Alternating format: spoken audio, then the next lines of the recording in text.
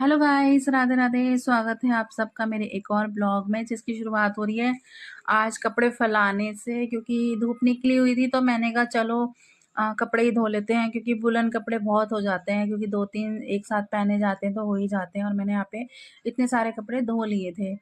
और बस फिर मैं यहाँ पे बच्चों के साथ बैठ के बातें कर रही थी, कीनू खा रही थी, और साथ में इसके साथ भी मैं कोको के साथ मस्ती कर रही थी।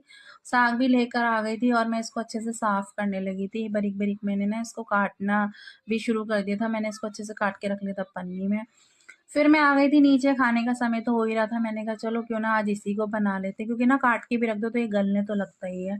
फिर मैंने यहाँ पे ना इसको अच्छे से धो लिया था 6-7 बारी, क्योंकि किर-किर रह जाती है तो बेकार हो जाता है। और मैं कुकर में डाल ही रही थी, तो मुझे मिल गया ये फूल, जिसको देखकर मुझे आ गई अपने गाँव की खेत की याद, जो कि हम कभी पहले जाते थे। फिर मैंने यहाँ पे कुकर में सारा साग डाल दिया था, साथ में नमक और पानी या सीटी लगने के लिए रख दिया था।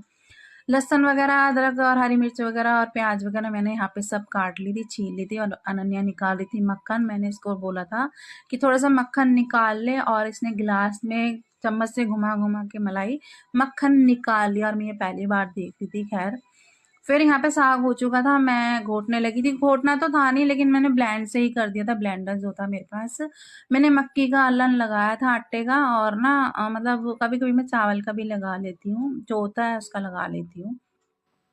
फिर मैंने यहाँ पे ना कर ली थी तड़के की तैयारी, जिसमें मैंने डाला था तेल, हींग, जीरा, और यहाँ पे ना साथ-साथ में प्याज़-व्याज़ डाल के आटा भी छान दी थी मक्की का।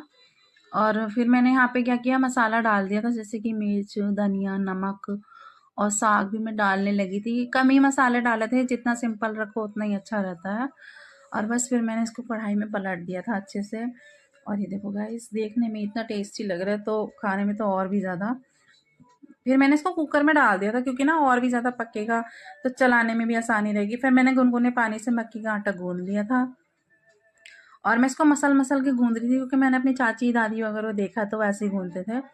और बस फिर मैंने यहाँ पे सबसे पहले मिट्टी के तवे में, जो मैंने आपको दिखाया था अपने ब्लॉग में, आज मैं उसको दिखा रही थी। यहाँ पे इस्तेमाल करके कान्हा जी की रोटी बना ली थी मैंने। फिर मैं यहाँ पे ना अपनी मतलब मक्की की रोटी बना रही थी, और मुझे ना वाक़ई इतनी खुशी हो रही थी ना, कि मतलब पहली बार में बन गई है। देखो मेरी खुशी देखो आप।